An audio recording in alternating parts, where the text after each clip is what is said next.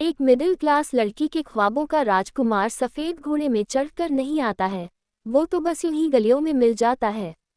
मैं एक अनाथ लड़की थी, अनाथालय में पली बड़ी थी। 10वीं के बाद से ही पढ़ाई के साथ साथ पार्ट टाइम नौकरी भी करने लगी। पढ़ाई में मैं औसत थी। तन्हाई और दर्द तो जैसे कभी न जाने के लिए ही मेरे जीवन में आए थे। वैसे तो कई क्लासमेट थे मेरे, पर शायद मेरे दर्द को मुझसे अच्छा कोई भी महसूस नहीं कर सकता था। जिस लड़की की न माँ हो, न बाप हो, न कोई बहन और न कोई भाई, उसके लिए जिंदगी एक सजा से कम नहीं होती है। न तो रोने के लिए कोई कंधा, न परेशानी हल करने लिए किसी का साथ। उलझकर रह गई थी मैं अपनी बेकार सी जिंदगी में। न तो मुझे किसी से प्यार था और न मुझे किसी का इंतजार था। लेकिन वक्त को कुछ और ही मंजूर था। मैं 18 साल की हो चुकी थी। आगे की पढ़ाई करने मुझे दूसरे शहर में जाना पड़ा और साथ ही मैं पार्ट टाइम जॉब भी करने लगी।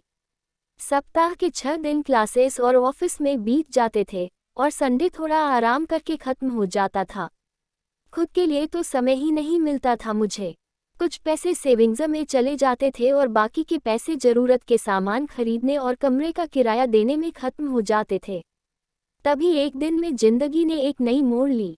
मेरे घर के बगल में रहने एक नया पड़ोसी आया। वैसे तो मैंने पहले उसे नोटिस नहीं किया, लेकिन धीरे धीरे मैं उसे नोटिस करने लगी। मेरे घर से बाहर जाते वक्त और वापस घर आते समय वो अक्सर छत पर टहलता हुआ मिल जाता था।